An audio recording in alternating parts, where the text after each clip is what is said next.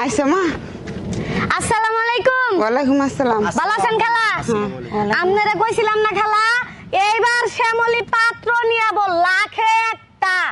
আমনে অত্র ৪-৫ এলাকা ঘুরে আমি যে পাত্র নিয়ে আইছি এরকম কোনো পাত্রই খুঁজে পাবেন না। আমার পছন্দ হয়েছে, সমস্যা নেই। তাহলে আমি আমার মাইয়ারে নিয়ে আসি। হ্যাঁ আপনার মাইয়াডারে নিয়ে আইন। আপনার মাইয়ায় আমার পাত্র দেখলে পুরো ক্রাশ খাইয়া যাব। ঘটক সাহেব, আমি তো মনে করছি আপনারা কয়দিন কইছি গডক সাহেব কবেন না গডক সাহেব কবেন। ঘটক সাহেব। হ্যাঁ ঘটক সাহেব, আমি তো মনে করছিলাম কি জানুন, যে আজকে মনে হয় বিয়েটা আমার দিয়ে হারবেন না। জায়গা এক কথাই দিয়ে রাজি হইলো বিয়েতে। এই যে আমার মাইয়া, মায়ার মুখটা খুলেন। এদিকে আও।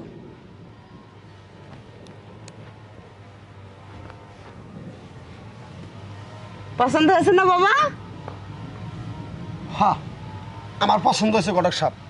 আপনি আচ্ছা, যা ঠিক খাবেন আমি তাই মানুম, কোনো সমস্যা নেই ঘটক সাহেব। খালা তাহলে তো পোলাও দেখলা, পোলাও মাইয়া দেখলো, আর আগে পরে ফ্যামিলি বিস্তারিত তোমার আমি ফোনে জানাই দিছিলাম। তেমন যদি রাজি থাকো আমি একটা ফোন করবো, কাজে আয় পড়বো। মা তোর পছন্দ হয়েছে, তুমি দেখো। এটা পাত্র হইলো, আরে পাত্র পছন্দ না। হ্যাঁ পছন্দ না মানে? এই মাইয়া এই ভালো করে ছায়া দেহ, মনে হয় তোমার চোখের ছানি কাটে নাই। চোখের ছানিটা কাটায় ভালো করে ছায়া দেহ, পাত্র এটা লাখে একটা। না আমার পছন্দ হয় নাই। দেন পোলা কিন্তু বেকার মা। না। আমার পছন্দ নাই মা। মা আমি একটা কথা কই, পাত্র দেখতে খুব একটা খারাপ তা না, অনেক সুন্দর আছে। দেখো শোনেন। উঁচা লম্বা সব দিক থেকে এই সুন্দর যে আছে। পাত্র যা দেখতেছেন একবার মনে করেন পারফেক্ট, খালি বরবর বরবর বরবর বরবর করে মনে করেন।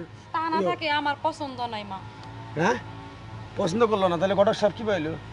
এখন খালা মেয়েটারে বুঝাও, সোনার জিনিস বেহাও ভালো, এর মা, থেকে যদি তুই বাইরে রাজি হয়ে যায় তাহলে কিন্তু এই পাত্র আর পাবা না। মা তুই রাজি হয়ে যা, তুই সুখে থাকবি মা। আমার পছন্দ না আম্মা, মা। এটা কথা আমি কই, আপনার মেয়ে যদি আমার হাতে তুলে দেন, আপনার মেয়ে কিন্তু আশা করি খুব শান্তিতে থাকবো, খুব মনে করি খুশিতে থাকবো। দূর বাবা, চুপ খালি করো। বরবর বরবর। আপনি বিষয়টা বুঝতেছেন না আম্মা জান? আমি বুঝছি বাবা, শোনো আমি একটা আম্মা কথা জান। কই। সংসার তো আর আমি করুম না, সংসার তো করবো আমার মাইয়া। হ্যাঁ, আম্মা বুঝছো? কারণ আমার মাইয়ার যদি পছন্দ না হয় আমি তো জোর করে আমার মাইয়ারে আপনার হাতে তুলে দিতে পারি না। বুঝছো বাবা? এখন তোমরা যাও মা, যাও যাও। আসেন এখন। তাহলে ঠিক আছে ঘটক সাহেব, নন তাহলে। আম্মা, আম্মা। বিয়া না হতে আম্মাটাকে কেমন বলো। ঘটক সাহেব, হ্যাঁ তাহলে কি ভাইলো তাহলে? আসলে ইমান আলী ভাই আমি এবারও ব্যর্থ।